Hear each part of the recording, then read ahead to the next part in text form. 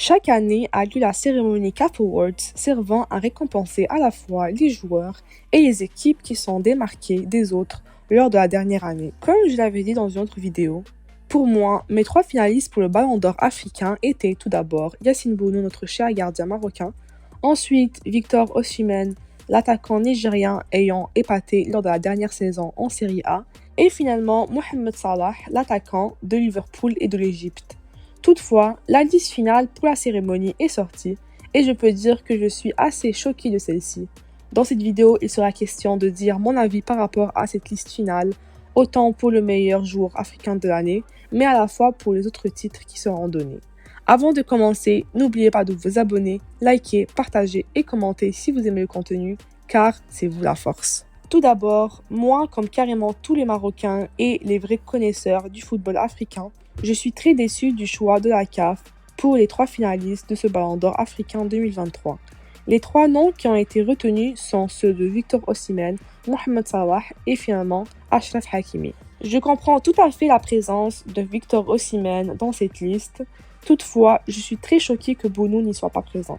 C'était selon moi le vainqueur de ce Ballon d'Or africain, puisqu'en plus d'avoir porté son équipe, le FC Séville, sur son dos lors de la Europa League, en ayant fait plusieurs parades et plusieurs grands arrêts, ce qui a été l'un des facteurs principaux à la victoire de la Europa League de son équipe. Il a aussi été l'un des facteurs principaux au parcours du Maroc lors de la dernière Coupe du Monde au Qatar. Il n'a pas seulement fait 3 arrêts historiques au tir au but face à l'Espagne, mais a aussi su garder ses cages propres pendant presque la majorité de la compétition. Il a aussi fait des arrêts majestueux face au Portugal, ce qui a qualifié le Maroc en demi-finale. Il a été pour moi le meilleur gardien de cette année 2023 en ayant remporté un titre collectif avec son club, mais aussi en ayant été nominé pour plusieurs récompenses individuelles. Lors de la Coupe du Monde, il était à ça de gagner le titre du meilleur gardien de cette compétition. En plus de cela, il a été nominé pour le trophée Yashin, où il a fini 3e, et finalement il a été classé 13e du Ballon d'Or, soit le premier gardien du classement. Il est actuellement avec le club d'Arabie Saoudite El Hilal, où il fait de très bonnes prestations et encaisse très peu de buts. C'est un gardien qui, en plus d'être parmi les meilleurs au monde actuellement, au niveau intrasportif, il fait preuve de beaucoup d'humilité et de beaucoup de maturité.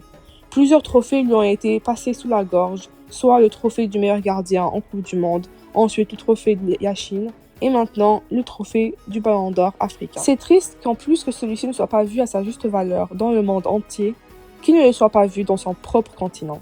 On dirait que l'Afrique ne se rend pas compte de l'énorme apport que le Maroc a eu lors de la dernière année et qu'on banalise beaucoup trop son parcours en Coupe du Monde. Certes, c'est du passé, mais il ne reste que la mentalité de l'Afrique a changé et le Maroc a ouvert les portes à plusieurs de ces pays. Maintenant, nous pouvons rivaliser contre les plus forts et les Africains peuvent dire que oui, ils peuvent gagner le Brésil ou encore d'autres pays européens.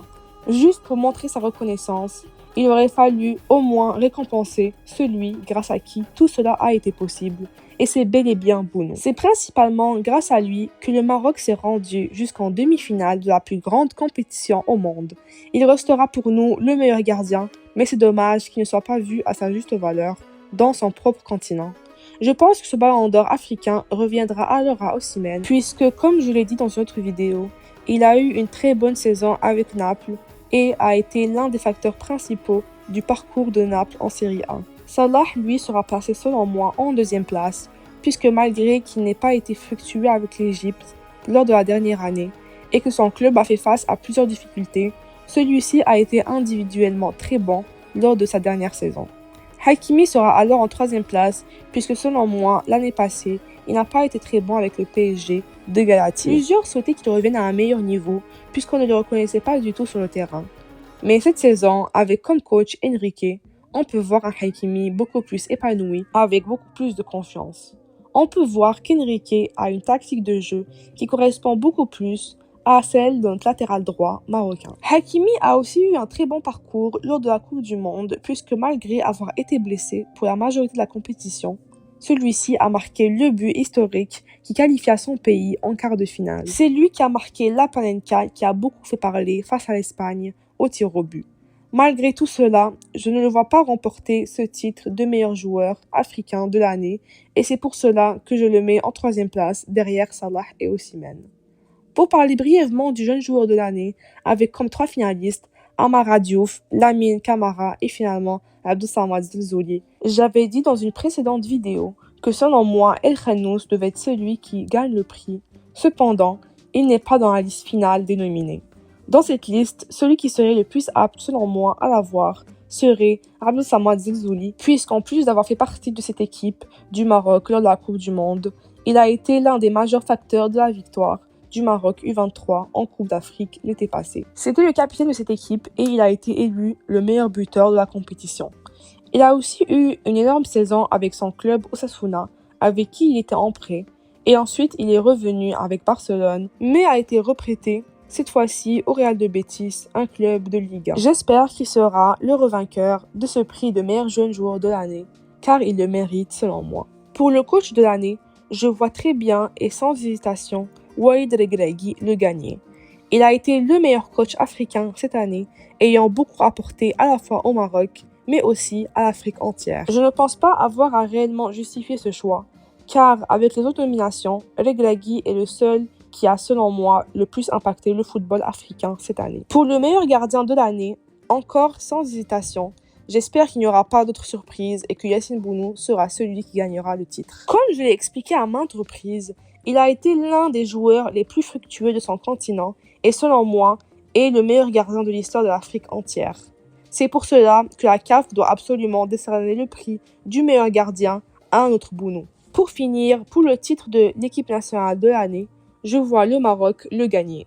Je ne pense encore une fois pas avoir besoin d'expliquer ce choix, puisqu'avec comme deux autres concurrents, la Gambie et le Sénégal, le Maroc est celui qui a le plus apporté à l'Afrique lors de la dernière année. Pour conclure, il y a d'autres prix que je n'ai pas mentionnés, qui sont le club de l'année ou alors l'interclub joueur de l'année. Je ne me suis pas prononcée sur ces deux prix, puisque je ne saurais pas dire qui gagnera le prix de joueur interclub de l'année entre les 3 finalistes qui restent. Et même chose pour le club de l'année entre Al Ahly, le Wydad ou encore Mamelodi Sundowns. N'hésitez surtout pas à me le dire en commentaire si vous avez un avis à ce sujet-là. J'ai très hâte de voir cette cérémonie ce lundi qui se déroulera à Marrakech où on peut voir qu'à la fois dans le domaine masculin et féminin, le Maroc domine.